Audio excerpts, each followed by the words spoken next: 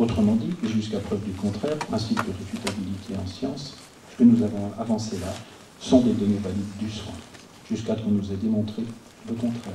C'est l'évolution des connaissances. Et que cette question de la recherche, elle n'est pas uniquement destinée aux autres, on peut aussi nous s'en emparer dans les finalités que je vous ai décrites au début de mon intervention, à ces fins. Les méthodologies, notamment qualitatives, nous permettent, c'est un mot que j'aime bien, redonner la noblesse et redonner une forme de justice à nos savoirs et à nos pratiques professionnelles. L'informel, il peut être entendu autrement. Aujourd'hui, c'est plutôt la Belgique qui s'est emparée des résultats de cette recherche. Et ils ont mis un néo-concept un peu en place pour qualifier ce que nous avons appelé par notre porte d'entrée l'informel et par la porte de sortie, ils appellent ça le socle du prendre soin de psychiatrie. L'intérêt, c'est qu'en s'appuyant sur ces données valides, elles mobilisent l'ensemble des corps constitués de la psychiatrie wallonne et demain belge, parce que je suis invité le mois prochain au ministère de la Santé en Belgique, pour justement parler du travail inconnu des infirmiers, mais ici dans un cadre fédéral. Donc l'idée de la recherche, c'est qu'on peut, à partir des données valides, réintégrer différents types, impacts, cursus de formation. Chez les Belges, ils ont une formation spécialisée, ils vont l'utiliser, les soignants l'utilisent, les qualiticiens l'utilisent, la fédération hospitalière l'utilise, les médecins l'utilisent parce qu'ils nous ont soutenus. Et ils le voient comme étant, disons peut-être, un objet partagé entre les logiques soignantes du quotidien et des formes de logique médico-économique, pour essayer d'avoir un objet commun, traitant peut-être au plus près du réel nos activités de soins en psychiatrie. Voilà, donc je voulais vous dire, la recherche est aussi un outil de réappropriation de notre clinique en psychiatrie, et un outil de réappropriation, en tout cas de reconquête de notre métier. Que cette partie importante de l'activité, que je ne l'ai pas dit au départ, en moyenne c'est 50% de l'activité, les études qui sont faites montrent, toutes les études, que l'activité d'un infirmier ou d'une infirmière hors champ psychiatrique, c'est entre 28 et 38% de soins directs. Tout le reste du temps, c'est pas forcément du soin informel au sens où on l'entend, si on lit l'activité, mais en tout cas c'est du soin indirect ou c'est d'autres tâches. Donc cette partie est particulièrement conséquente et elle mérite, effectivement, elle vient, revisiter cette approche et les limites de cette approche par acte. Voilà, je vous remercie de votre attention et je vous laisse un petit moment.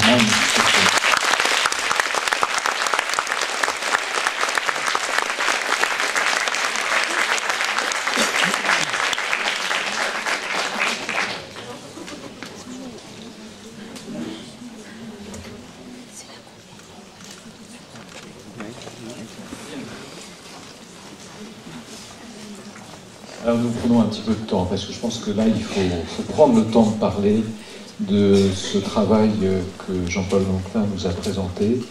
Je ne vais pas faire de commentaires là, je lui ai envie de donner d'emblée le micro à la salle pour que vous puissiez réagir, notamment peut-être tous les collègues infirmiers ici présents, parce que c'est rare et précieux, je dirais, de pouvoir déjà disposer d'un outil comme celui-là, qui rend compte vraiment de ce qui constitue notre travail, et puis j'ai envie de le dire aussi à Jean-Paul, de l'énoncer, de le clarifier avec autant de pertinence et de justesse, avec des mots qui parlent vraiment.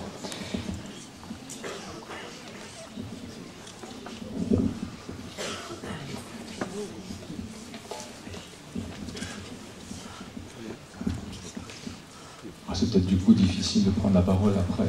Voilà. France.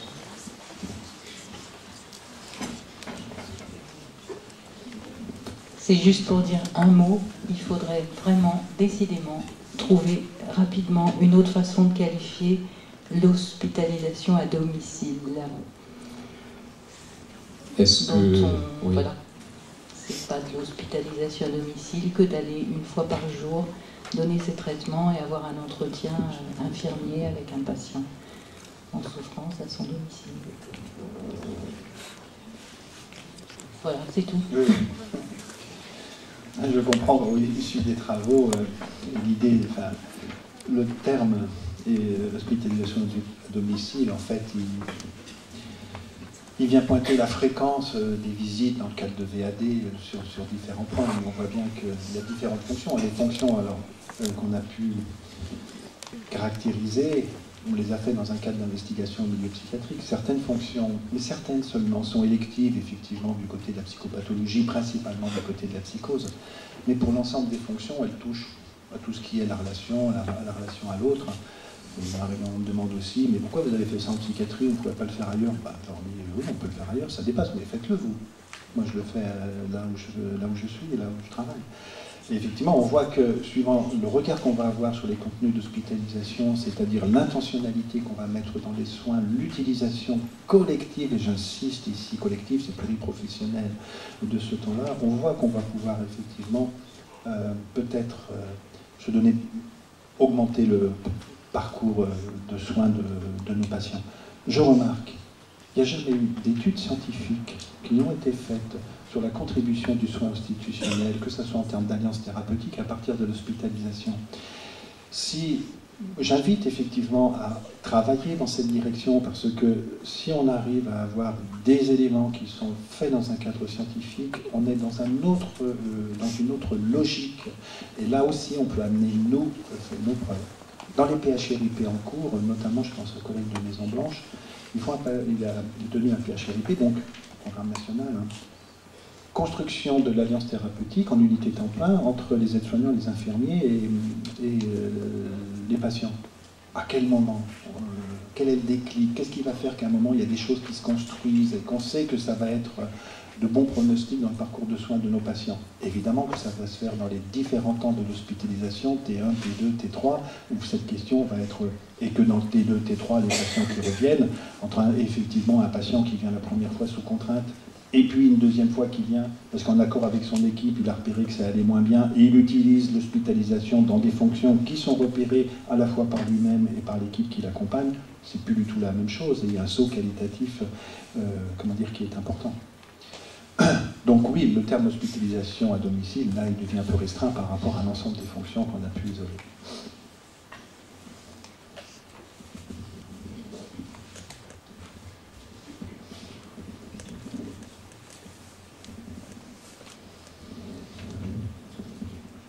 J'ai juste 1 million de questions.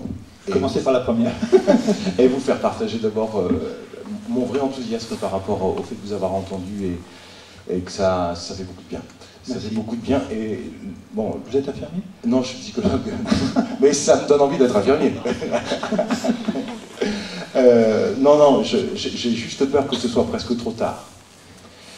Il y a quelque chose qui s'est presque déjà perdu, et vous l'évoquez. Au fond, au travers de ce que vous avez évoqué, on voit aussi tout ce qui tente à se perdre.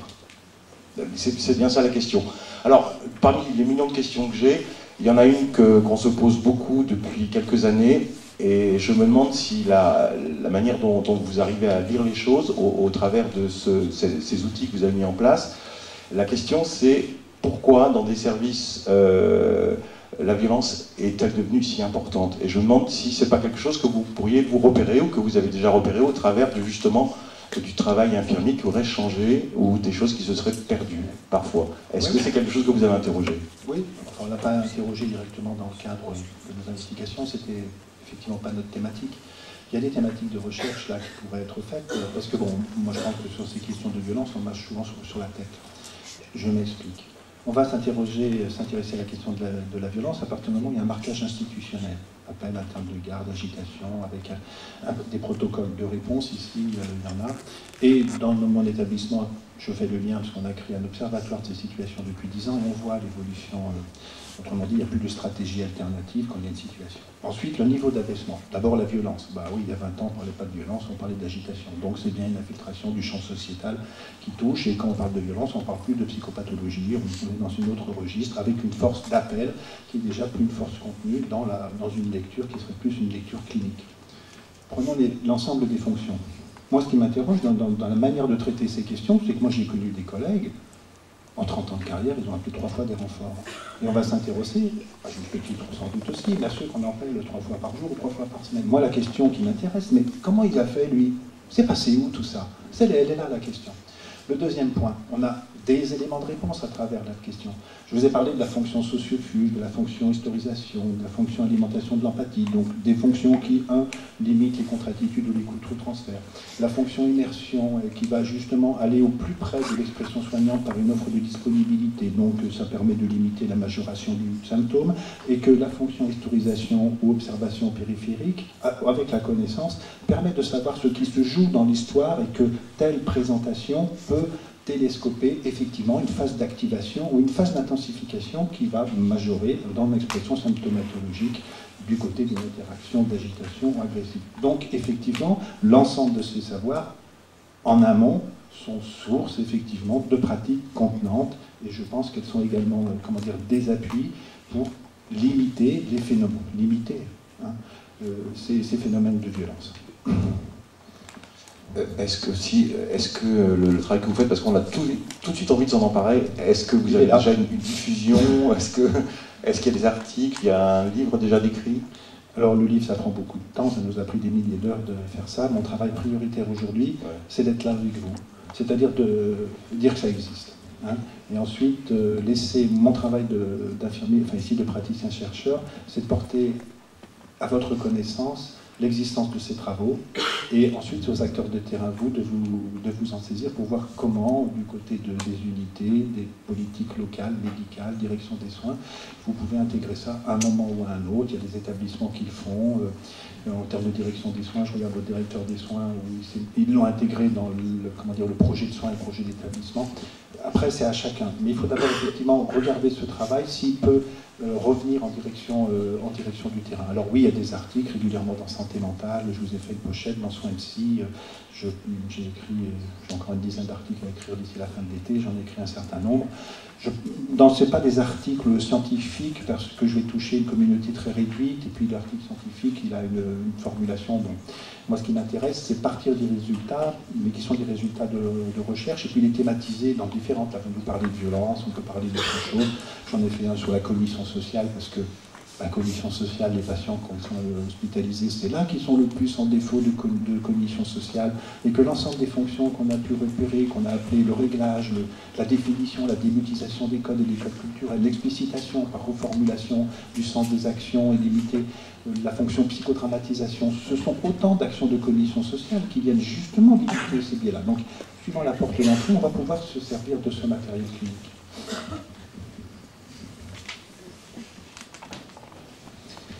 Mais c'est vrai que je me dis, après cette étude, il est difficile d'en faire l'impasse lorsqu'on écrit un projet hospitalier, médical, de service, de ne pas prendre en considération, en effet, votre recherche et vos résultats, à partir du moment où ça existe. Comme tu l'as dit tout à l'heure, maintenant il faut faire la preuve que, éventuellement, c'est pas de ça dont il s'agit, mais ça a l'avantage maintenant d'exister. C'est important. Notre réaction.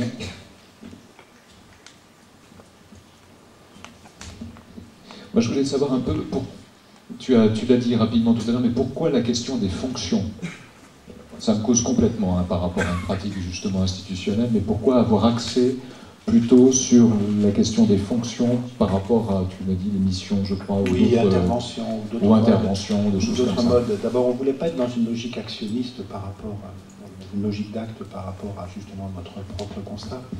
L'idée de la fonction, c'est simplement, quand je fais ça, pourquoi je le fais, à quoi ça sert? Voilà. C'est fondamental. C'est-à-dire, si je dis bonjour, bah oui, je dis bonjour, mais je ne dis pas uniquement bonjour par civilité, ou du moins, la civilité est pleine.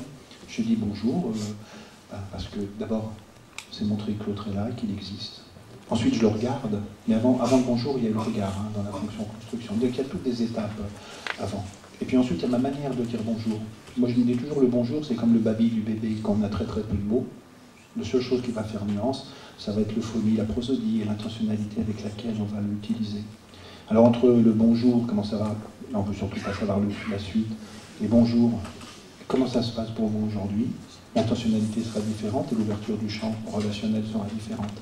Donc, la fonction permet d'organiser une représentation finalisée de l'action, une représentation finalisante. Encore une fois, une téléotique. pourquoi je fais ça. Mais pourquoi je fais ça?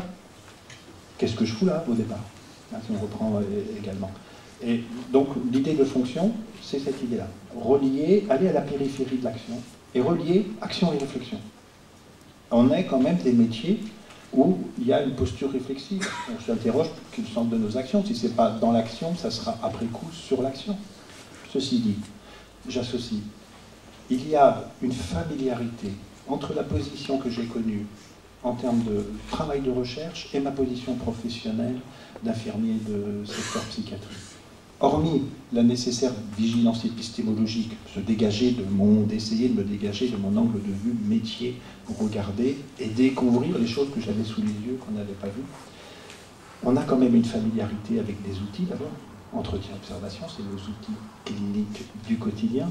Et on a des familiarités de posture psychique, de re-questionner son action en permanence, d'intégrer son vécu, son matériel émotionnel dans la situation qu'on a et le communiquer, de faire les liens ensuite. Donc on a des familiarités de posture entre cette posture clinique de soignant et ici, dans recherche qualitative, cette posture de praticien-chercheur, comme on s'est donné.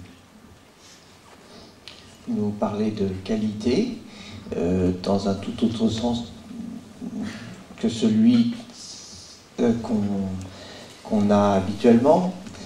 Comment réintégrer les données de votre étude dans les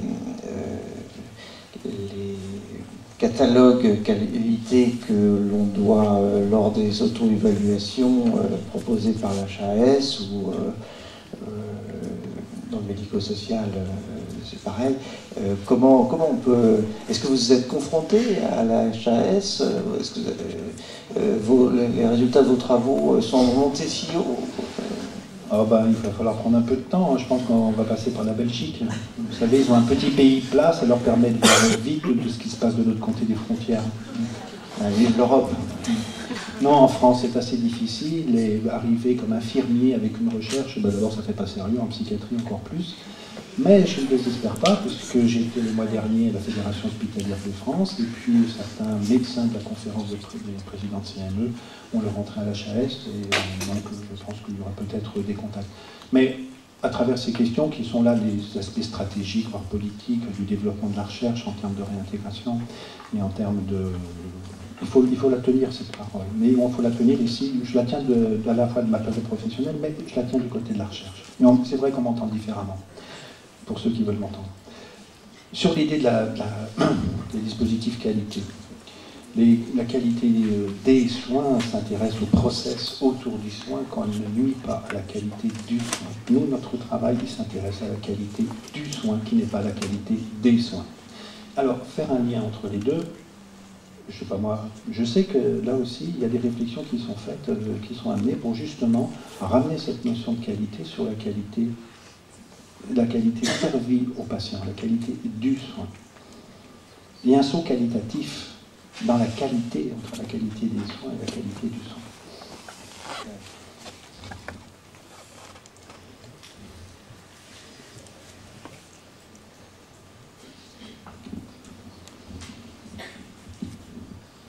Encore deux commentaires, questions. Oui, devant. Présentez-vous, s'il vous plaît. Bonjour, je suis Sylvie Laurençon, infirmière en psychiatrie dans un petit hôpital, le CH de Vire, à 60 km d'ici. C'est un hôpital, on a des unités psychiatriques à l'intérieur d'un hôpital général. Donc moi, ce que vous avez dit, là, je m'y retrouve, puisque j'ai été formée bien avant 92. Donc on travaillait déjà, il y a des choses qui me parlent énormément et que je pratique et que mes collègues la pratiquent aussi.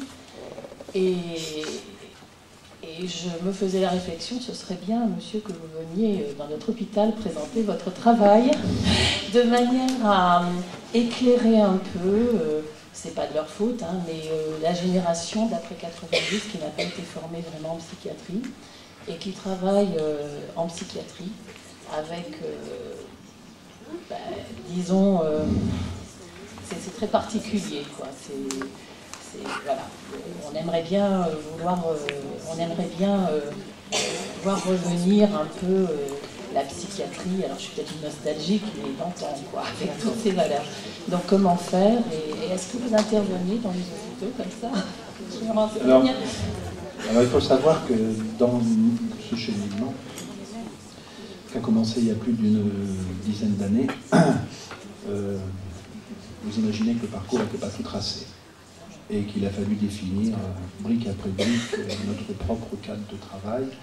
Et disons qu'aujourd'hui, la question d'une certaine forme de reconnaissance sociale et symbolique autour de ce travail arrive une fois que c'est terminé. Parce qu'il y a des échos favorables ici ou là, des avancées dans différents domaines, que ce soit dans le domaine scientifique, clinique, pédagogique, ou ces éléments. Deuxième point, il faut savoir qu'il y a 3 personnes qui nous ont accompagnés dans cette recherche, en tout cas qui ont été suffisamment stables, on va dire les choses simplement, qui nous ont fait confiance. Il y a mon directeur des soins sur mon établissement Saint-Cyr-en-Odor. Il y a Geneviève Roberton, qui était notre guidante méthodologique, ancienne présidente de l'ARCI Publi-Sofiec, qui est une pionnière de la recherche en France, recherche en soins. Et puis, il y avait notre chargé de mission de l'ARS Rhône-Alpes pour la psy, et maintenant, ça a nouvelle. Alors ça, c'était en cours de recherche, ce rapprochement a eu lieu. Ils sont intéressés à nos travaux et ils les ont suivis un peu de loin, mais en étant facilitateurs sur certains points, notamment des logiques budgétaires complémentaires, saisie des entretiens, 500 heures, c'était 500 heures de travail. Donc ils ont pris des secrétaires, on a eu ma collègue, son établissement ne voulait pas la détacher, ils ont financé 3 mois de déplacement, et puis les exemplaires papier de la recherche, c'est l'ARS qui les a financés. Donc je veux dire qu'il y a une montée comme ça, à la fois sur les résultats de recherche, une montée tout à fait relative, mais il y a quand même des éléments qui se construisent. Au mois de janvier, on a tenu sur mon établissement la première journée des rencontres de la recherche en soins de notre hôpital. Il faut savoir qu'en France aujourd'hui, il y a le DHRIP, il y a le monde de la recherche en soins bouge et s'affirme. La semaine prochaine, il y a les journées francophones à Angers où j'y serai. Là, il s'agit d'être reconnu dans la communauté scientifique francophone, parce que qui dit reconnaissance dit élargir l'assiette, élargir l'assise scientifique du document, donc monter en puissance dans les résultats. Il y a les 2 volets pour moi. Et que les avancées que je peux avoir effectivement vis-à-vis de ce travail, on a essayé d'être particulièrement rigoureux, dans le sens où il n'y avait pas de recherche avant, donc il fallait être très rigoureux en termes d'acceptation, de prétention à la validation scientifique. Ce que vous dites, vous, validation à la présentation, quand vous parlez de « je m'y retrouve », ça veut dire qu'on parle bien de notre travail. Donc ça vaut validité de signifiance, la validité de signifiance élargie est une prétention à la validation également. Et que donc concrètement, ces avancées ont fait que, oui, on vient de me proposer maintenant d'être à temps plein recherche sur mon établissement pour des missions de communication, de diffusion, accompagnement, entre autres, voilà, parmi les différentes missions. Et donc je parcours un peu comme ça notre pays et au-delà pour aller effectivement présenter nos travaux ici ou là. Et si possible, mon cœur c'est des publics, de professionnels comme vous, parce que c'est là où la possibilité d'avoir des réintégrations de résultats dans les pratiques est certainement la plus pertinente à court terme. Merci. Le document, il y a un document, j'imagine, tu as parlé d'un document papier, il y a un document... Le document papier et la version PDF oui. sont à votre disposition, ainsi que les articles afférents sur ce travail. Voilà, ça c'est le document papier, et il sera donc sur le site certainement de Croix-Marie. Aussi, on le mettra en lien pour que éventuellement vous puissiez y accéder et l'explorer. Bien, il est près de 13h. Je vous propose que l'on fasse la pause déjeuner. Encore merci à Jean-Paul Lanquetin, à Marc Toulouse et à Alexandre Parcy pour cette matinée fort riche. On se retrouve après la pause déjeuner libre à 14h30 précise pour l'intervention de nos collègues de la pédopsie.